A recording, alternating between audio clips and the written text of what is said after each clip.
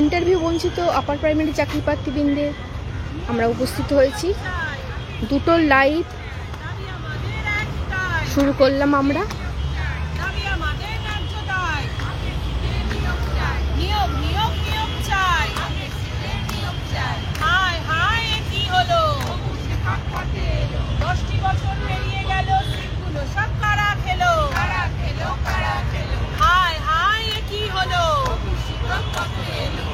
বছর পেরিয়ে গেল, সিটগুলো সব কারা খেলো?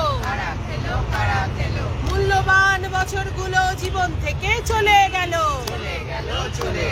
10টি বছর চলে গেল, সিটগুলো সব কারা খেলো? টেট পাস ট্রেন আছি যত, সিটও তোমার আছে তত।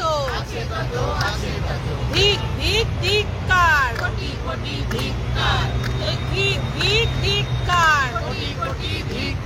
জীবন থেকে কাড়লো যারা শিক্ষকতার অধিকার। ও কমিশন গেজেট কেন মানছো না? সিট আপডেট করছো না? 10টি বছর আমরা কেন পাচ্ছি এত যন্ত্রণা? আপডেট সিটে নিয়োগ দাও, ইন্টারভিউ বঞ্চিতদের বাঁচতে দাও।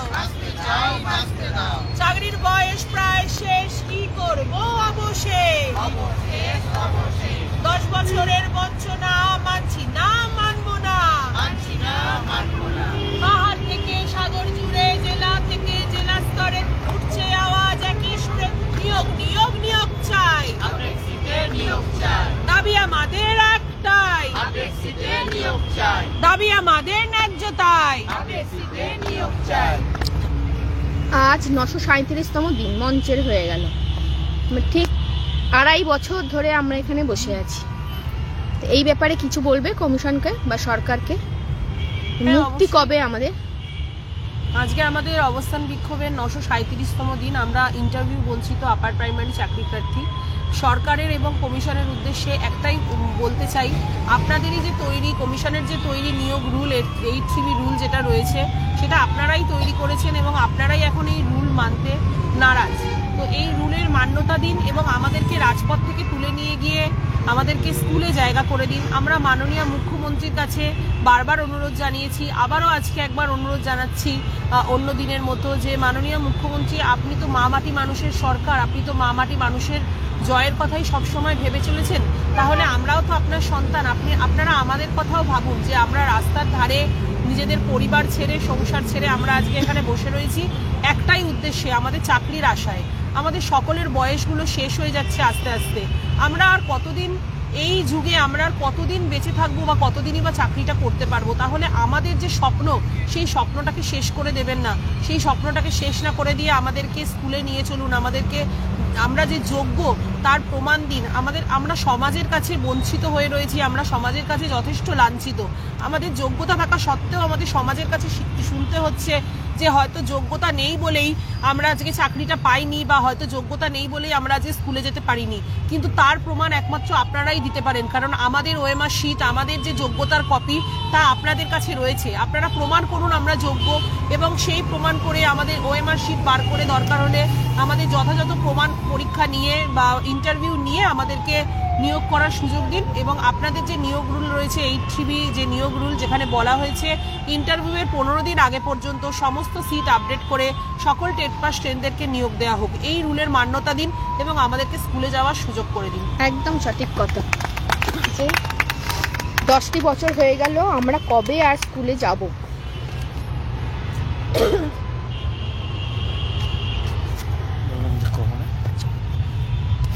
নদিয়ার করিমপুর থেকে এসেছি রাজকুমার দা, আমাদের অল্প কিছু বলুন।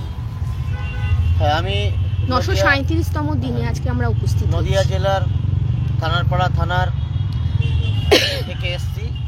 এই শহীদ মাতঙ্গিনী মূর্তি হাজরার পাদদেশে আমাদের ইন্টারভিউ বঞ্চিত আপার প্রাইমারি চাকরি প্রার্থী বৃন্দদের আজকে 937 দিন অতিক্রান্ত হতে চলেছে ধর্ণা মঞ্চের। আমরা এই ধর্ণা মঞ্চের মাধ্যমে এবং আজকের এই লাইভের মাধ্যমে আমরা যে বঞ্চিত, কেন বঞ্চিত এবং বঞ্চনার শিকার কেন হলাম, এই দাবি আমরা তুলে ধরতে চাই।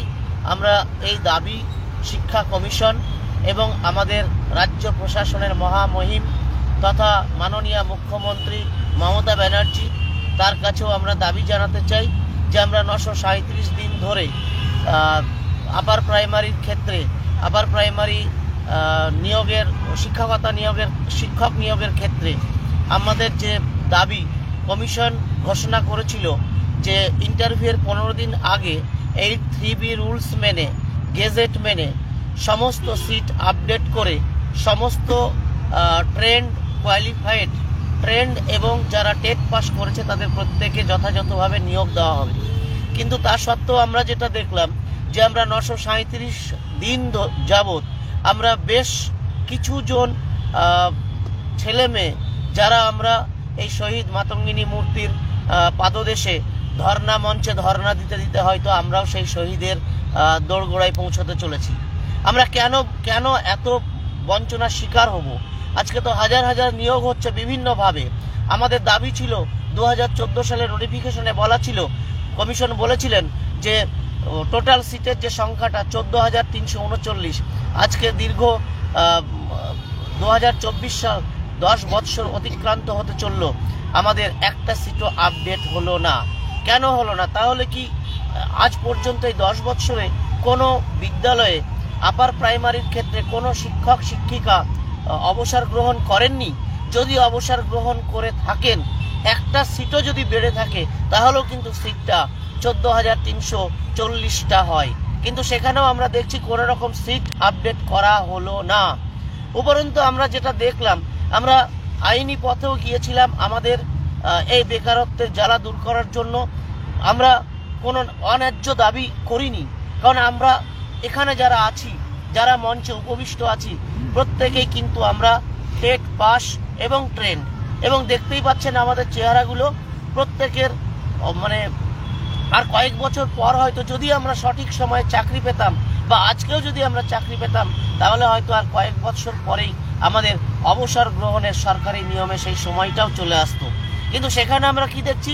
সেখানে আমরা সঠিকভাবে নিজ যোগ্যতায় টেট পাস করেও, ট্রেন্ড হয়েও আমরা আমাদের সেই যোগ্যতার মান এবং নীতি নির্ধারণে কমিশনের কাছে এবং আমাদের প্রশাসনের কাছে, সর্বোপরি রাজ্য সরকারের কাছে আমরা অযোগ্য বিবেচিত হয়ে আছি এখনো। অথচ আমরা যদি একটু দেখি, তাহলে দেখব যে কিছুদিন আগেই আমরা আইনি পথেও আমরা গিয়েছিলাম, আমরা কোর্টের দ্বারস্থ হয়েছিলাম যে আমরা কোনো সরকারি বিরোধিতায় আমরা আইনের দ্বারস্থ হইনি। আমরা গিয়েছিলাম যে আমাদের ন্যায্য যে কমিশনের ঘোষিত গেজেট 8(3)B রুলস মেনে ইন্টারভিউয়ের 15 দিন আগে সমস্ত সিট আপডেট করে যে নিয়োগের পদ্ধতির কথা বলা হয়েছিল, আমরা সেই পদ্ধতির কথাটা জানানোর জন্যই আমরা আইনি পথ অবলম্বন করেছিলাম। সেখানে আমরা দেখলাম যে মাননীয় জজ সাহেবদ্বয় তারাও কিন্তু আমাদের সঙ্গে মানবিক দৃষ্টিভঙ্গি বা মানবিক সহানুভূতি দেখালেন না। তারা কি করলেন? তারা আপডেট সিটের সম্পর্কে কোনো কথাই বললেন না। পাশাপাশি আমরা দেখলাম 1463 জন যে সমস্ত ক্যান্ডিডেটগুলোর মধ্যে অনেকেই আছে সাদা খাতা, এবং তাদের অনেকেই অযোগ্য, ডিসপুট, এবং এর মধ্যে অনেকেই হয়তো খুঁজলে পাওয়া যাবে নন ট্রেন্ড, অর্থাৎ শিক্ষক শিক্ষিকা নিয়োগের যে প্রশিক্ষণ সেটা কিন্তু তাদের নেই। তাহলে তাদেরকে যদি প্যানেলভুক্ত করে তাদেরকে যদি নিয়োগ দেওয়া হয়, তাহলে আমরা টেট পাস ট্রেন্ড হয়েও কেন আজকে এই মডার্ন সময়েও, আধুনিক যুগেও, এই শিক্ষার সময়েও এই শিক্ষিত সমাজে আজকে আমরা বঞ্চিত, অবহেলিত? আমি আজকের লাইভে সকলের সামনে সর্বোপরি শিক্ষা কমিশন এবং আমাদের মহামহিম মাননীয় মুখ্যমন্ত্রীর কাছে আমি আজ এই লাইভের মাধ্যমে তার কাছে দাবি রেখে গেলাম। ধন্যবাদ দাদা।